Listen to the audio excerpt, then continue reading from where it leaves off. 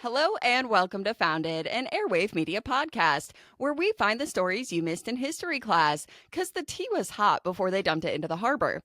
I'm Tori Phantom, and joining me today is someone I once reenacted a scene from Twilight with in New York City. She has the skin of a killer Gwenna, Laithland. I do, in fact, sparkle in the sun. That's true. It's not quite like true. the Cullen sparkle. It's more the sickly, dying Victorian child sparkle. But yeah, no, I glitter. It's kind of in direct mayonnaise-y. sunlight. Yeah, little, yeah, like sun glinting off hot mayonnaise. Yeah, it's that is reflective. accurate.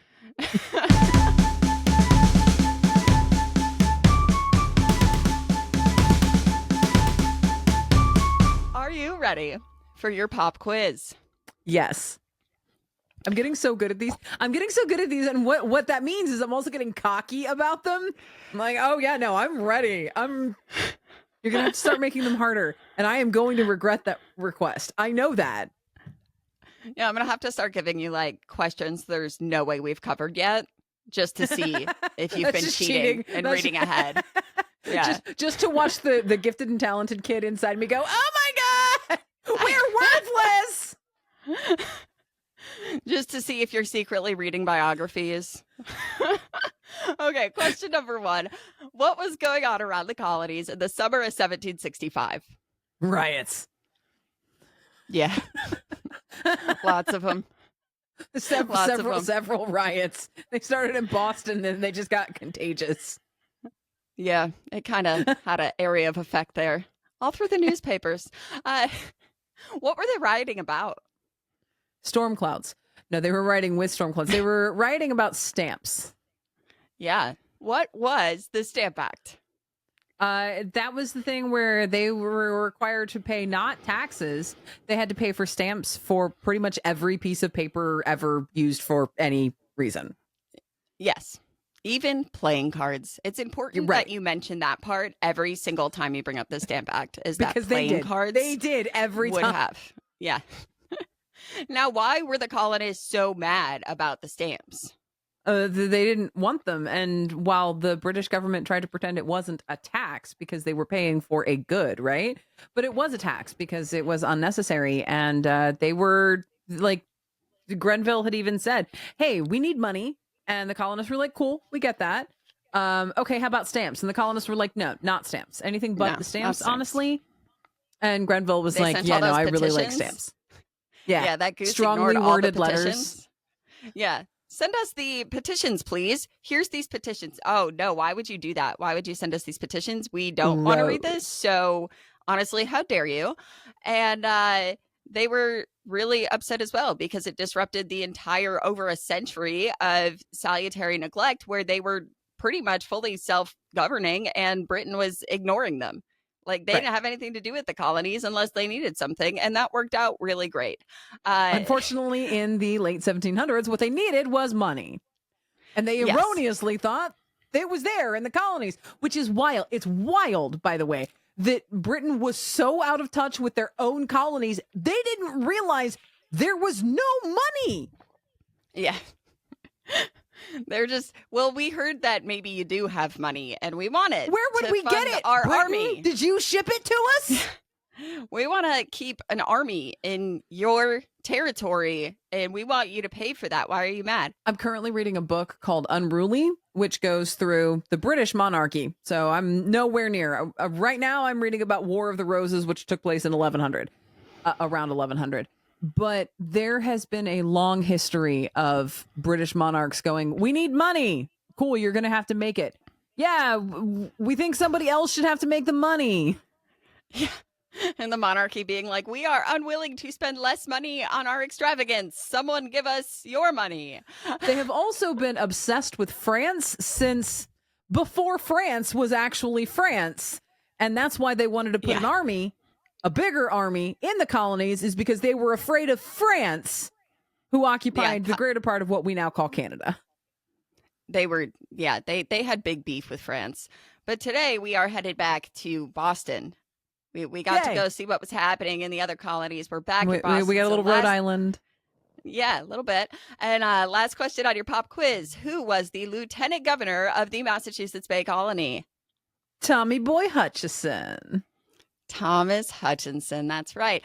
We have spent some time talking about the Stamp Act riots and how all of that chaos unfolded. But before we continue to the latter half of August 1765 in Boston, I feel it's time that we explore the character of Thomas Hutchinson. This is going to be fascinating. Bring it. By this point, we know that Thomas Hutchinson was well hated by the patriots, the names that show up in the textbooks, and some of whom really thought that Thomas Hutchinson influenced King G3. Like they thought that Thomas Hutchinson had that kind of power. Honestly, bold. Because we've got back end of the strongly worded letters and the so many words to say nothing. Yeah.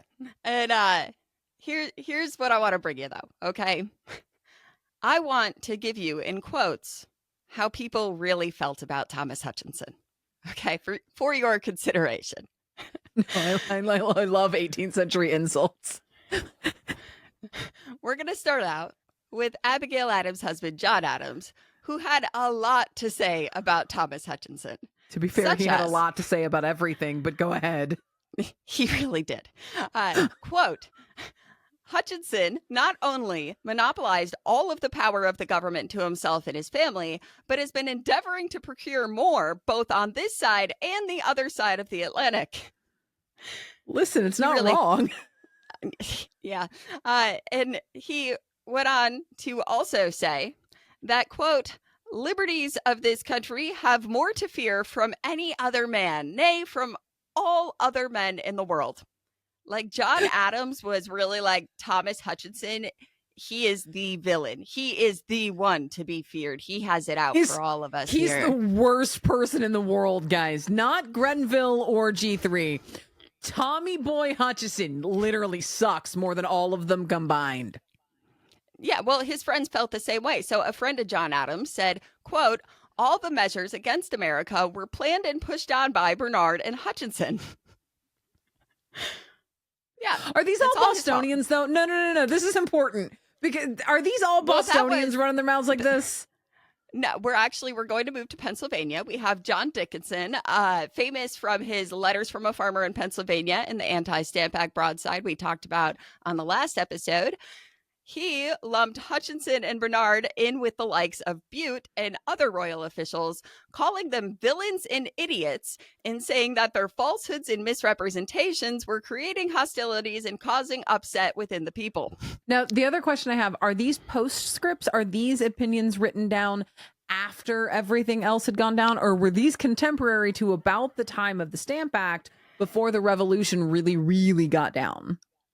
A little of both. The next quote I'm bringing you is from Mercy Otis Warren, who devoted many pages in her History of the Revolution book to Hutchinson's influence, referring to him as dark, intriguing, insinuating, haughty, and ambitious.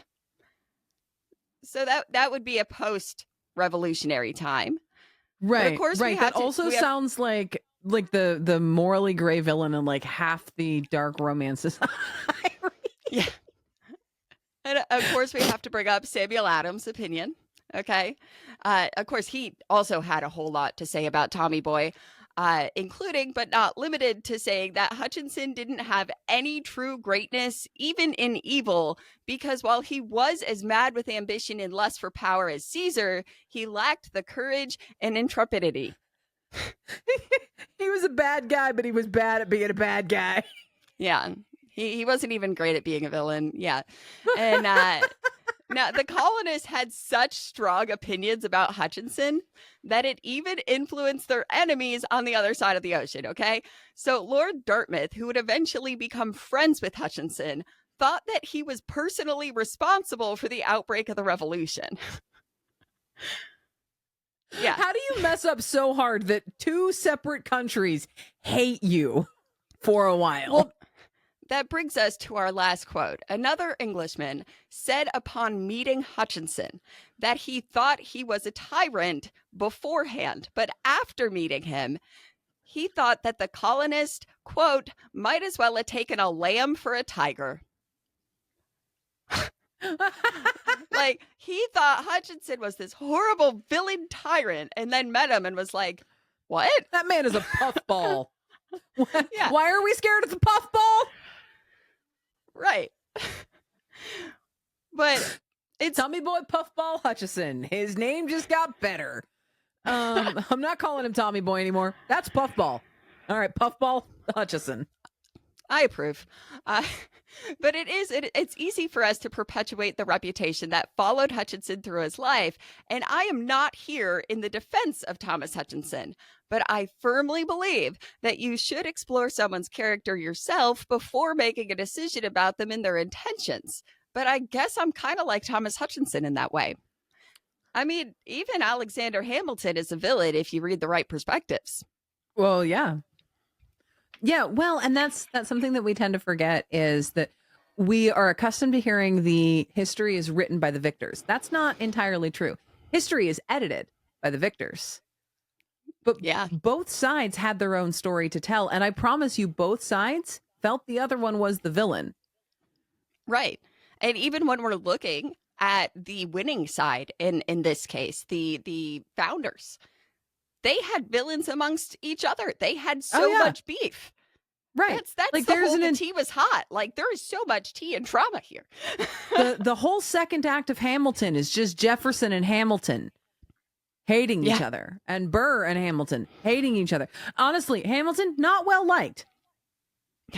No.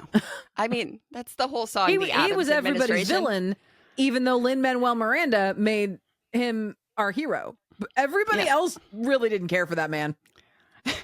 Well, and I have not yet read the Hamilton biography, and I'm kind of holding off because I've read so many other perspectives that bring Hamilton into the picture, and I am firmly not on Hamilton's side, and I am excited to see how my perspective shifts once I get that extra information. And that's kind of an important thing and why I want to talk about Thomas Hutchinson, because up until this point, we have only seen him as a villain.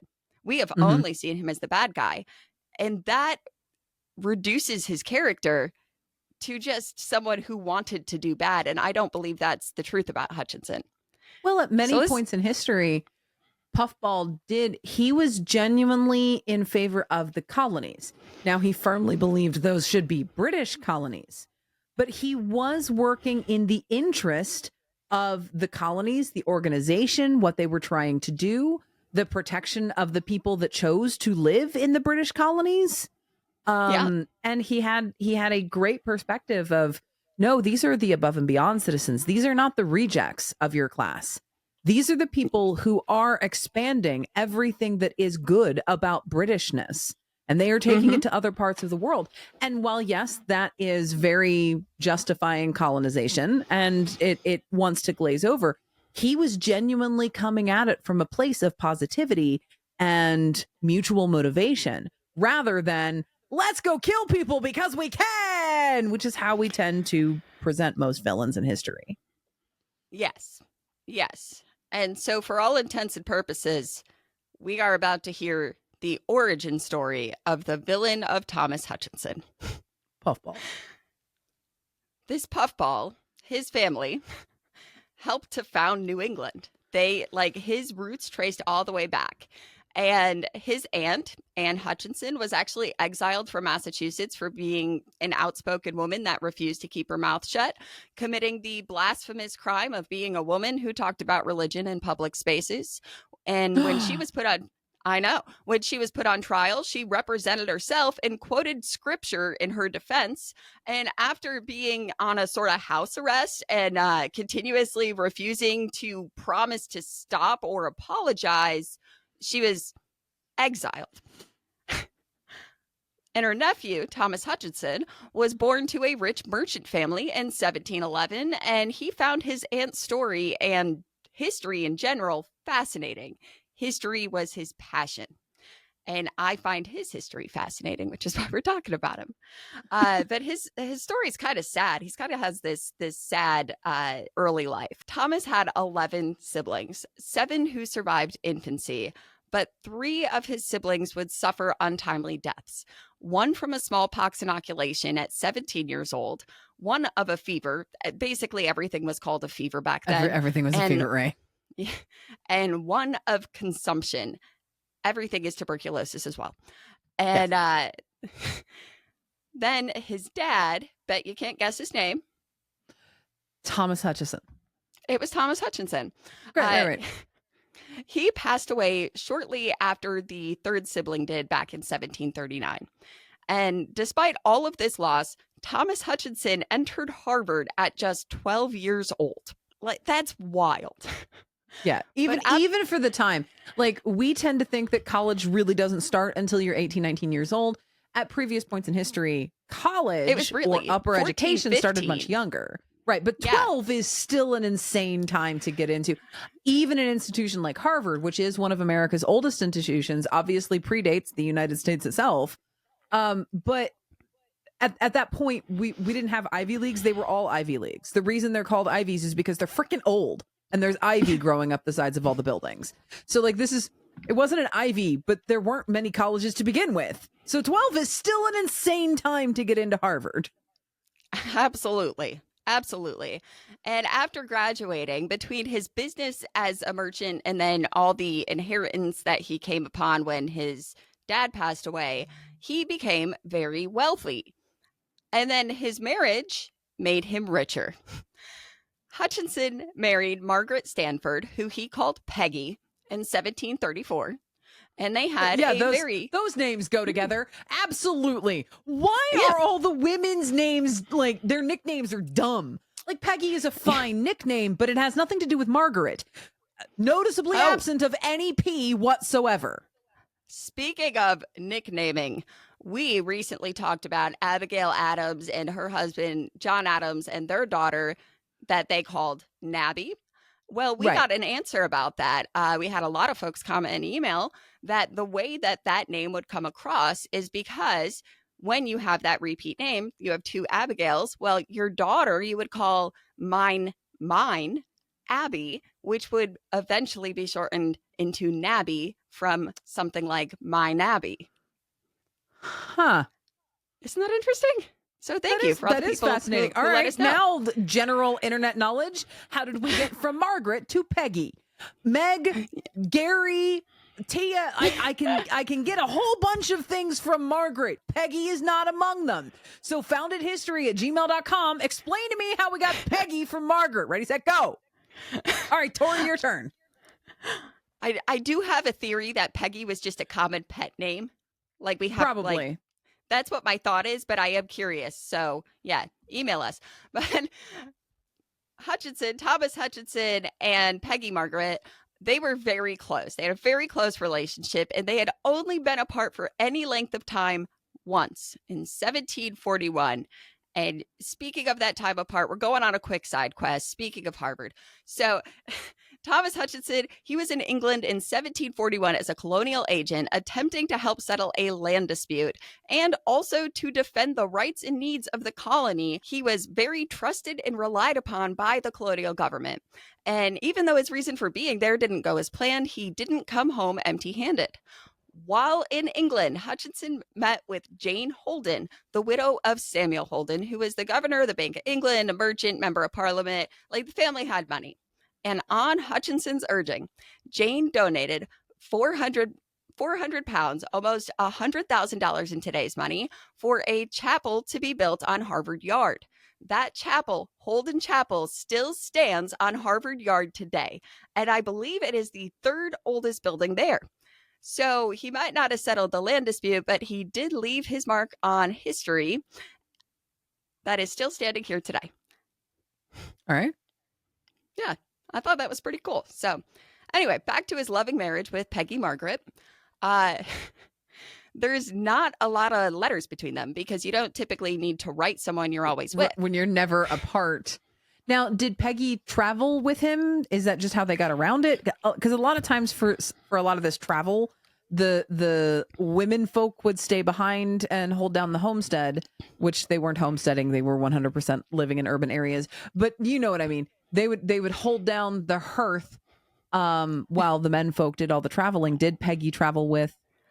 Peggy did not travel, and that's why we have a letter. This is from the letter that Thomas Hutchinson sent to Peggy while he was in England.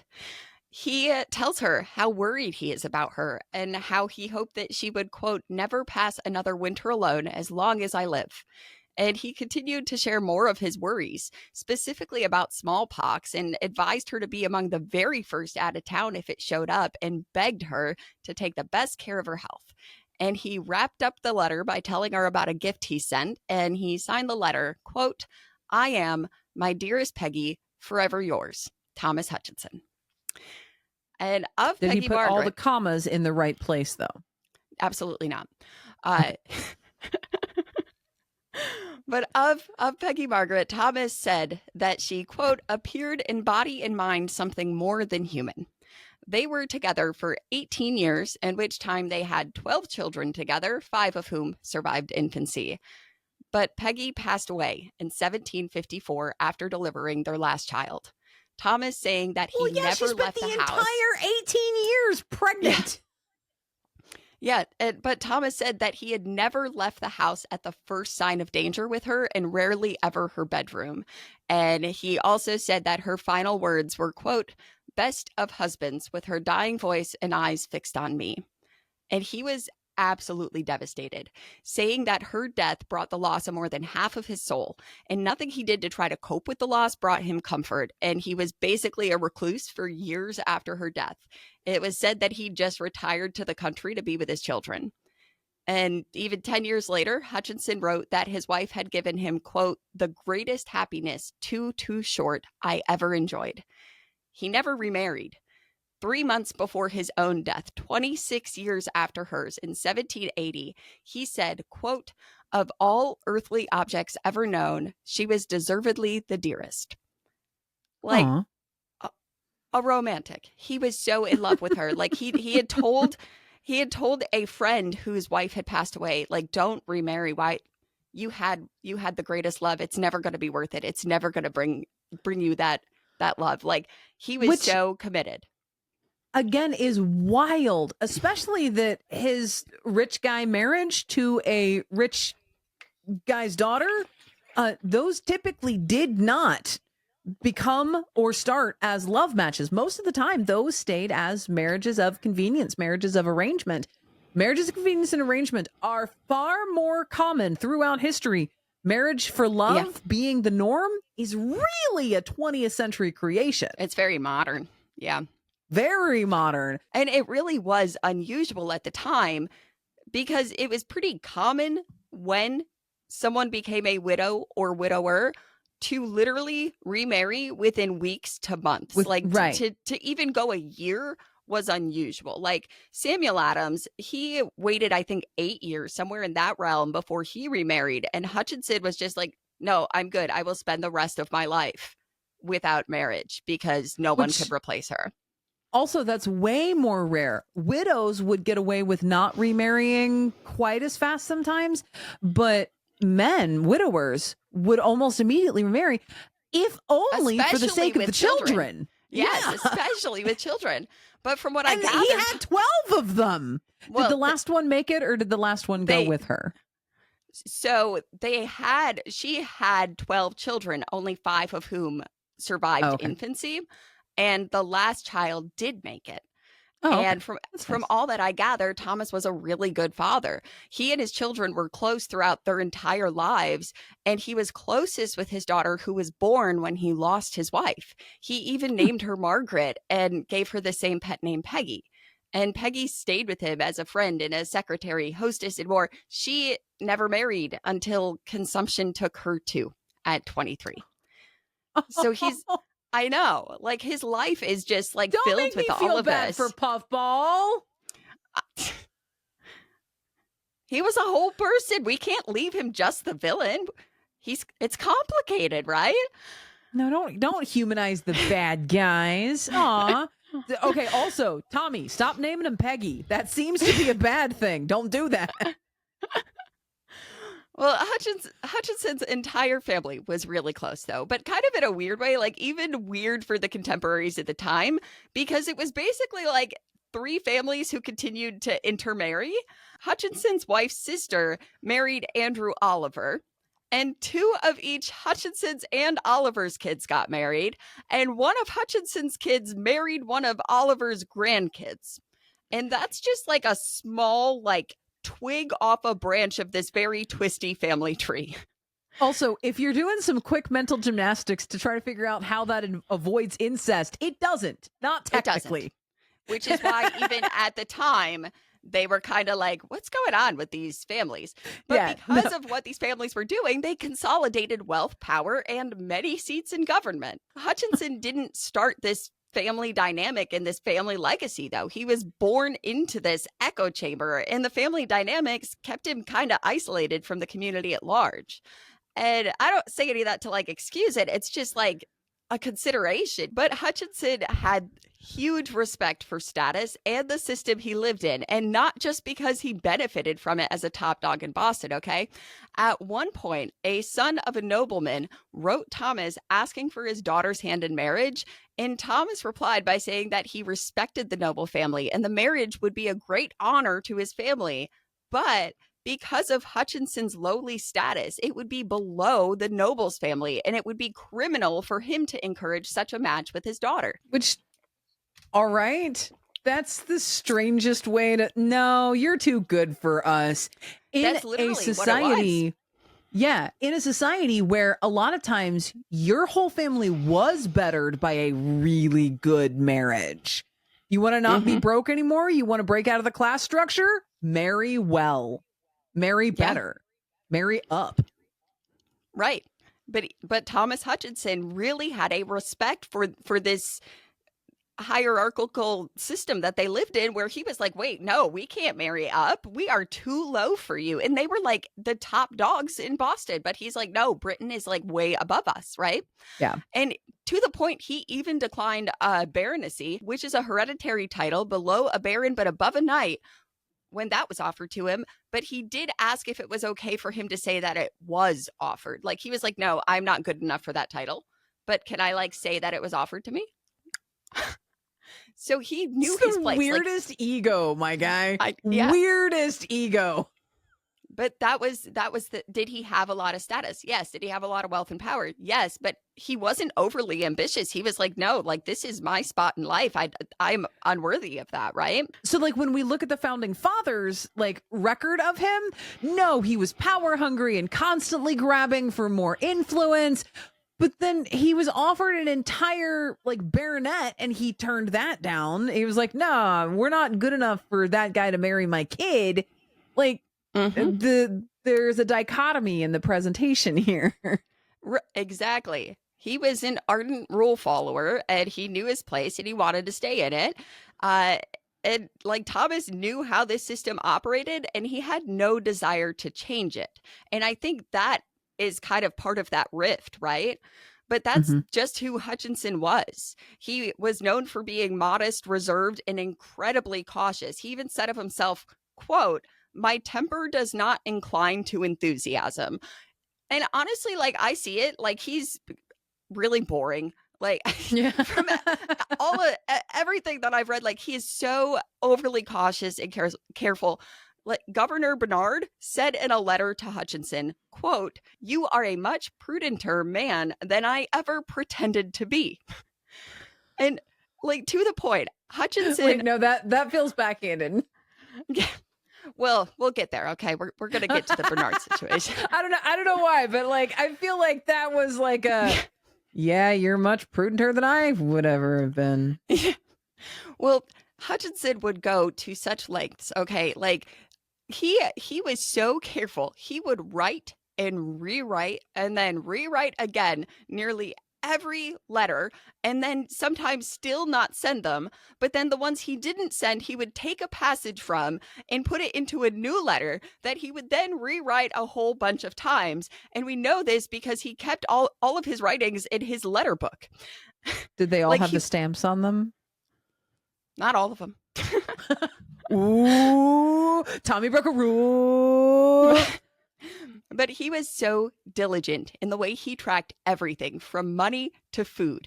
And even in his history books, where he could have defended his reputation or disparaged his enemies, he mostly stuck to the facts of what actually happened. Even if you could sense a hint of animosity here and there, even if it's kind of silly to think of him writing about the things that happened to him in the third person, he really stuck to the facts. He was a great historian. Like, he knew the history of his colony better than anyone. And at one point, a Scottish historian had told Hutchinson that he'd put aside his own history of the English colonies because there was, quote, no way of knowing what would be the future condition of them. To which Hutchinson replied by saying that the future had nothing to do with the history. Like, it was important to document what had happened, regardless of what will. So it's actually pretty cool to use Hutchinson's history book as a source. Yeah. As a historian who has always preferred sort of the social, I adore those particular guys who were like, today for breakfast I had tea and a bit of marmalade, but the marmalade is a little off, so it was more bitter than. But the amount of information that gives you about, yes, this was an upper class, had lots of money, had access to, things like marmalade, but it's because they wrote everything down with exacting detail. That's how we're able to piece together what the everyday experience looked like. And for me, that's the juicy bits of history. Like, yes, Yeah. tell me more about your bitter marmalade. Yeah. honestly. But even more interesting to me about Hutchinson is the way that he considered people. Thomas believed that people presented to the world not as themselves, but as a persona.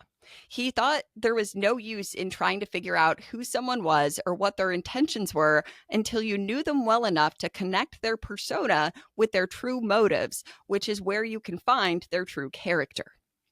I gotta say, I like 100% agree with that.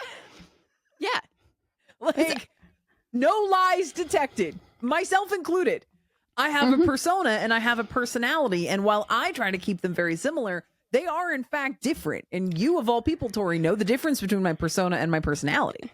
Yeah. Well, I mean, and that's, I think, the truth. We are all different people when we walk out into the world than we are in the comfort of our own home. And that isn't necessarily a bad thing. In a way, it's protective. It's a way of guarding ourselves, right? From getting hurt or from being taken advantage of. Like, it can be helpful. Many of us have multiple personas. Like, I've got I'm out in public persona. I've got I am talking to my kids' teachers. I'm talking to, someone who could potentially give me lots of money for a book. I don't talk to all those people in the same way. And those are all some you might call them masks, you might call them acts, you might call them personas, but it's all the same thing. But it's all you. It's just the different pieces of you for the different situations, right? And Thomas really had an understanding of this, and it was really beneficial in his public life. And prior to the time period we've been talking about, he did really well. And obviously, because of all of his wealth, he was handed the power to go with it. He entered politics at 26 years old. And the thing is, though, is that while he did go to Harvard, he went for business because he was a merchant. So he knew that he had no formal training, and he was very aware of his inadequacies. Of himself, he said, quote, I never presumed to call myself a lawyer. The most I could pretend to was, when I heard the law laid down on both sides, to judge what was right. And others knew him to be a fair enforcer of the law. He was also a teacher's pet. He entered the House of Representatives. This is 0% surprising. Honestly, we didn't actually have to say that. I think we all intentionally, deeply knew that. Yeah. When he entered the House of Representatives in 1737, he was well liked by Governor Belcher of the Land Bank debacle. And when Governor Shirley came in shortly after, he and Thomas got along great, and they stayed friends for decades. And during Shirley's administration in 1754, Thomas attended the Albany Congress and became friends with Benjamin Franklin. Thomas was the biggest supporter of colonial union next to Benjamin Franklin. He really loved the colonies. And by 1756, he was a council member and chief agent for military affairs in Massachusetts during the 7 Years' War, where he was super successful. And because of all he did for the military and his success, he was marked for official advancement. But then his enemy entered the picture. Any guesses? Samuel. No, there is no way you're going to Dang get it. this one. It was Governor Thomas Pownall. Which one is that? Is that before Bernard? Yes. This is Is the that the guy one right immediately before Bernard. Bernard? Okay. It is. He was only there for a few years. And Thomas Pownall and Thomas Hutchinson never trusted each other, and they would always have a tumultuous relationship. Now, Pownall used Hutchinson for political gain and put him in some pretty uncomfortable positions. From the start, Pownall asked Hutchinson for help removing the colony's London agent, who Hutchinson had helped get appointed and continuously supported, believing he could be relied upon to present the colonial interest appropriately in Britain, right? And Hutchinson refused. He wouldn't do it. And Pownall, he was close with the populace, the merchant smugglers and non-merchant politicians who were growing increasingly concerned with tyranny and the military influence on public policy. Yeah, Pownall allied with the group that would go on to lead the revolution. But then Pownall was charged with undermining the war effort and recalled as governor in 1760. But the important reason to bring up Pownall and his administration, is because his treatment of Hutchinson and the way that he ran the government pushed Hutchinson further into opposition with the other faction.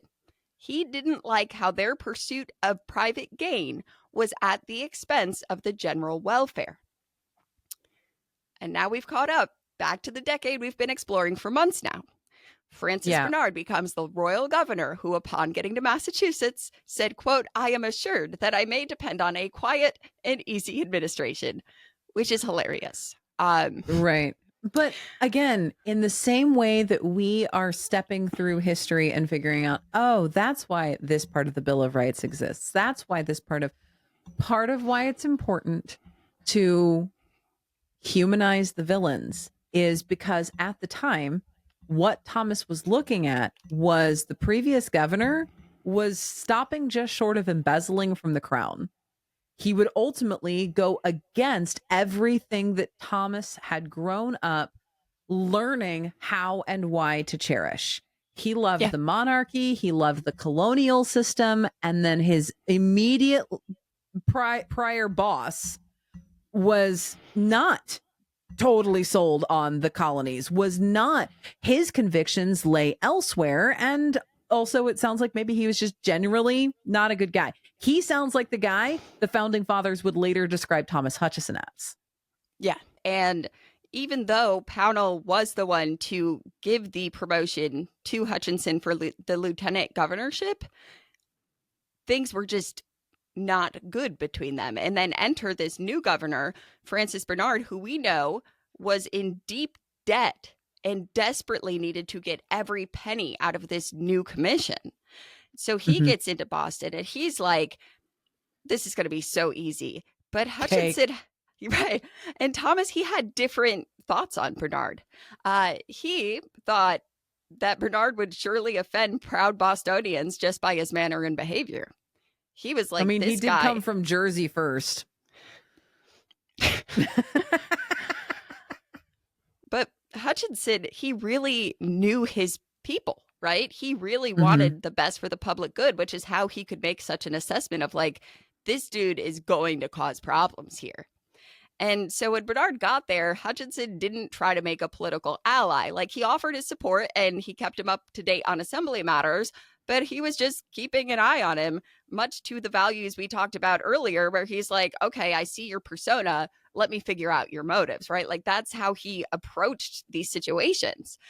But Bernard needed Hutchinson because of the state of politics at the time. And Hutchinson had a really great way of reaching both sides. Like, even people who disagreed with him thought that he acted with integrity. Like, he was very well liked, okay? But wait. So it is possible to listen to the other side of any debate, it is arguably important to listen, not wait to argue, but to listen to the other side, because the middle ground will not appear if you have not heard what each other has to say. Yeah, I'm pretty sure that understanding leads to compromise. Correct. But that means you have to listen to each other. You have to listen to each other, or we can't find the middle ground, friends. Okay. And pretty quickly into Bernard's administration, he created a big problem for Hutchinson. He kind of created Hutchinson's next enemy. Any idea who that was? If it's not Samuel, I'm just going to keep saying Sam Adams until it is Sam Adams, because it eventually becomes Sam Adams. Lightning Boy. Well, James Otis. Okay. Now I see there. Yeah. I'm sorry, James Otis Jr. Right. When the Chief Justice died a few weeks after Bernard got to Boston, he had a choice to make. And if he went with the promise to James Otis Sr., it could go poorly, because he had heard through the grapevine that his son was a wild one and making questionable political alliances. And then he sees... And keep in mind, he was fresh off that one governor who was already making questionable alliances and would end up a part of the revolution later. Yeah. And so then he sees the star child, Thomas Hutchinson, who had this great reputation across parties. So the icing on the cake for Bernard was Hutchinson's commitment to keeping England and the American colonies closely connected. And when Hutchinson heard that he might be recommended for the position, he was pleasantly surprised at the honor, but he also voiced that he wasn't a lawyer and didn't think he was right for the gig. And he maintained that position until Bernard told him that if he didn't take it, the position still wasn't going to be offered to Otis. So he took it. Eventually he accepted that appointment. And it didn't turn well for him, because that was the moment that Hutchinson's reputation started to go from that of a respectable leader who cared about the people into a suspicious and manipulative person who was secretly plotting for personal gain and power. But the whole time, Bernard pigeonholed him into that position purely because he didn't want an unknown wild card hanging around the judicial arm of the government. Mm-hmm. And folks like the Adams family and James Otis Jr.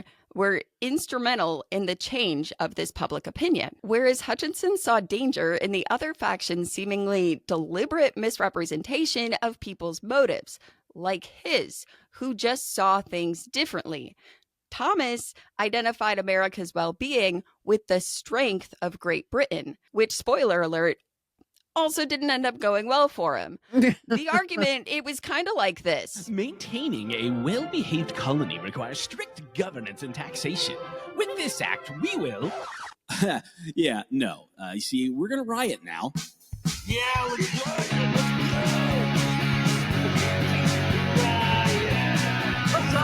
let's go! Let's go!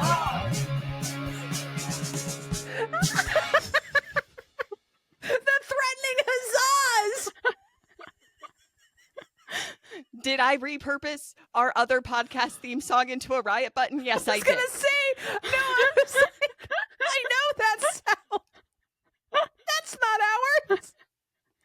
Huzzah! Huzzah! Huzzah! I swear that's gonna be our first official merch. Is a shirt that just says "threatening huzzas." I'm here for it. Yeah. I have to find a merch supplier now. All right. And now we're back in Boston. In August Obviously. of 1765. Listen, the button should have been a tell, all right? Of course we're going back to Boston. Yeah. Now, you might remember back on August 14th, 1765, there was a little riot. Just a little one over the stamp ads. Yeah. You know, by little, I, of course, mean the biggest they'd ever seen to that point. They Several had the thousand whole people marching around the street. Yep. huzzahing, Tearing buildings down by hand. Right. And, there was that effigy of Thomas Hutchinson's brother-in-law with the devil boot, like, you know, the whole thing. And then when Thomas Hutchinson tried to break it up, they threw rocks at him. But after the success of this riot, there were whispers about more incoming chaos towards the customs officials. And Hutchinson granting writs of assistance tied him to customs. And they remembered, because it was just a couple weeks ago at this point, that the night of the riots, he did order that the effigies be taken down. And he tried to stop the pillaging and ransacking of Oliver's home. And back in the Sugar Act days, he'd pacified their strongly worded petitions into, no, please don't. So Hutchinson was obviously an enemy of the country and a friend of the stamps in that Goose Grenville. It was speculated that the stamps were even Hutchinson's idea. And I remember this from several episodes ago. He actually wasn't a huge fan of them, but ultimately said, but that's what the king wants, therefore that's what the king gets. Yes, because he was really like a Tory who, when he disagreed with something, he would just passively follow the rule because that's what you did. Right. But the rabble was also still mad about things like the land bank and the chief justice situation, amongst any other thing that they could dig up to show how horrible a person Thomas Hutchinson was. Now, Hutchinson had heard that he might be a target along with the customs officials, but he was assured that he was no longer at risk. He heard wrong. So we're going to go to August 25th. Okay. Reverend Mayhew kicked off the day with a sermon where he said, quote, "Cut off which trouble you, for brethren, ye have been called unto liberty," which is a little inflammatory. He is saying, literally, get rid of the thing that's troubling you. You need to get your liberty. Basically, eat the rich. Yeah. And the next day, surprisingly, there was a crowd drumming and blasting their horns and shouting liberty and property, which threatening huzzahs? Not yet. But Dang it. Governor Bernard referred to the liberty and property chanting as their, quote, usual notice of their intention to plunder and pull down a house. Honey, the kids are rioting again. God dang it. Yeah. They're going to pull down a house. Like, not that one. No. Man, that one's older. I was going to tear that one down anyway. Couldn't we have gone for that one? No, we're going for the new dock building. Exactly. And eventually that crowd turned into a mob. And this mob made its way down to a custom man's house and started throwing bricks and stones and whatever else they could find at it. And eventually the guy answers the loud knock at his door and windows and walls and roof. And to get them to calm down, he gives them an entire barrel of punch, liquor, which worked great for him. They left him alone. But now they were but you have a drunk mob. And they're still angry. So they went to the houses of the other customs officials and just destroyed them. And then, when they were headed to Hutchinson's house, well, he had just faced a mob. Well, he quietly hid from the mob a couple weeks prior. But then a friend burst into his house while he is eating dinner with his children, already in his night clothes, to tell them the mob is coming. And he wanted to face him again this time. But he was never willing. Catch me up on timeline real quick. Do we still have both Peggys present, or are we down to one Peggy? At this point, this is 1765. So his wife passed away 11 years before. And his daughter, I believe, would still have been alive at this point. So we've got Peggy 2. Peggy 1's gone. Thomas Hutchinson wanted to face the mob, but he wasn't willing to risk his family. So he told his children to flee. They did, but his eldest daughter runs right back into the house and said she wouldn't leave without him. And so he did. He wasn't going to keep his ego and risk his daughter. And it was much like an action. Stop making me like the bad guy.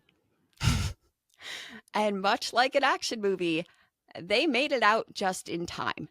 A few minutes later, in Hutchinson's words, quote, "The hellish crew fell upon my house with the rage of devils, and in a moment with axes split down the doors." So soon, this mob was packed like sardines inside of his home, even on the roof and in his cellar. Okay. Now, Hutchinson's home, it's important to discuss what this was. This wasn't a typical colonial, like hardly held up tiny little home.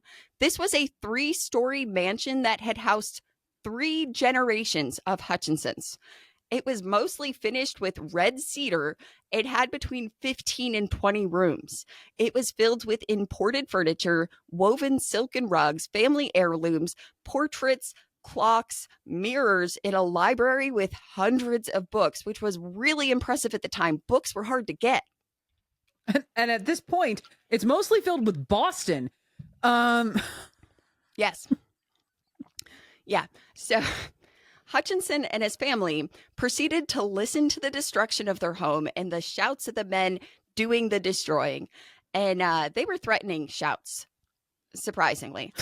So soon, the friends and neighbors told Hutchinson that the mob would surely be searching for him soon, and he needed to get him and his family somewhere safer. And so there they went, sneaking through the yards and gardens to try to find a safer house to hide in, where they stayed, afraid and clinging to each other until 4 o'clock in the morning. Hutchinson said, quote, "By which time one of the best finished houses in the province had nothing remaining but the bare walls and floors.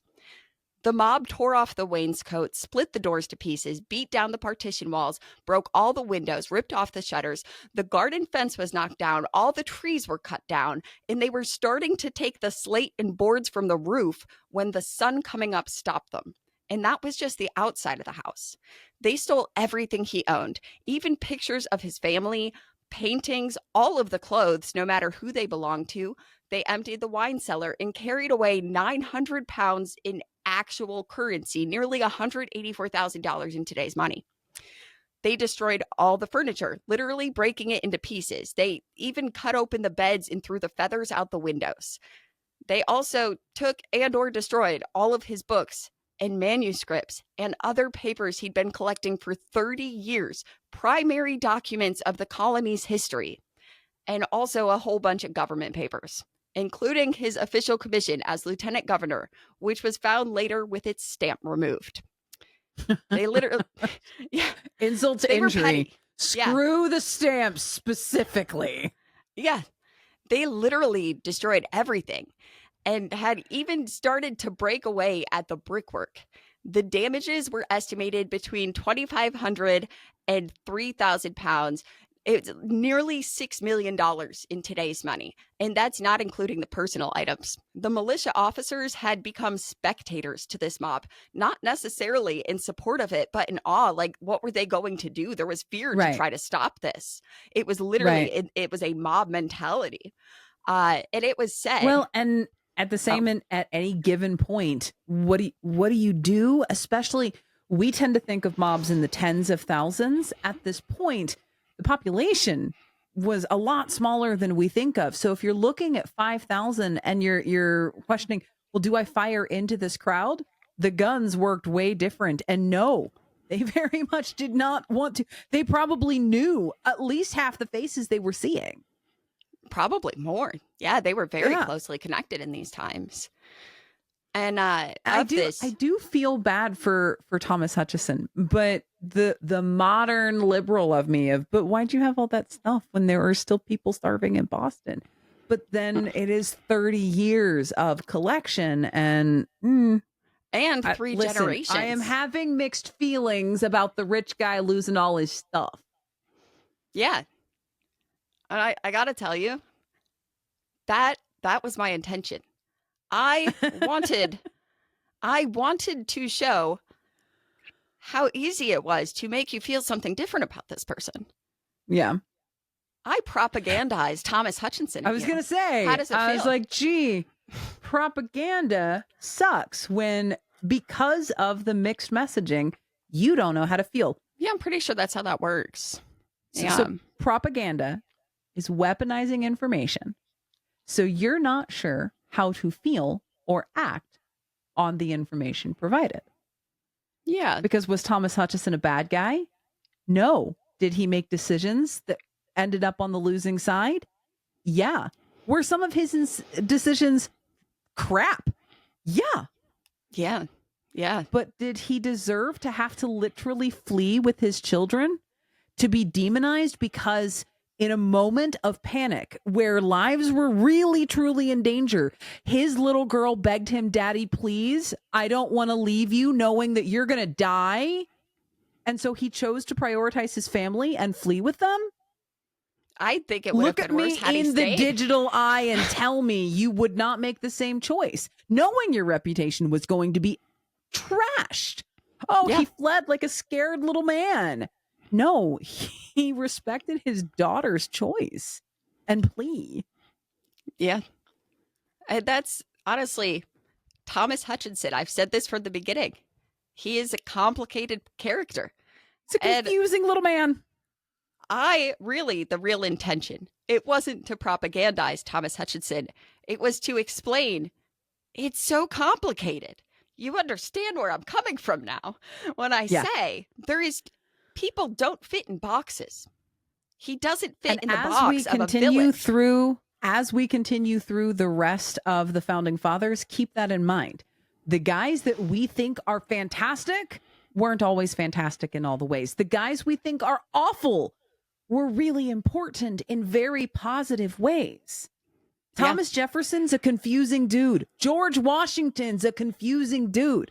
Thomas Hutchinson is a name we don't speak of very often and is a confusing dude. And an integral part of the founding of the United States. In positive ways, too. It wasn't just he was the obstacle to climb over. Spoilers, he actually does some helpful things to the revolution. And, again, the building that he fundraised for is still standing on Harvard Yard. But we're going to find out what happened the day after they tore down Thomas's house on the next episode of Founded, an Airwave Media podcast. But thanks for listening to this episode of Founded. I hope you found something interesting. Drop an email at foundedhistory@gmail.com and let me know what you want to find out next. Make sure to like, subscribe, leave a rating, hit all the buttons, you know what to do. And remember, we don't see history repeat itself, but we continue to hear the echoes. Visit airwavemedia.com to listen and subscribe to their other fine shows like Childproof, Bibliophage, and a bunch of other podcasts that don't feature Gwenna and I, like the American Revolution podcast. We'll see you next time. Well, you'll see us.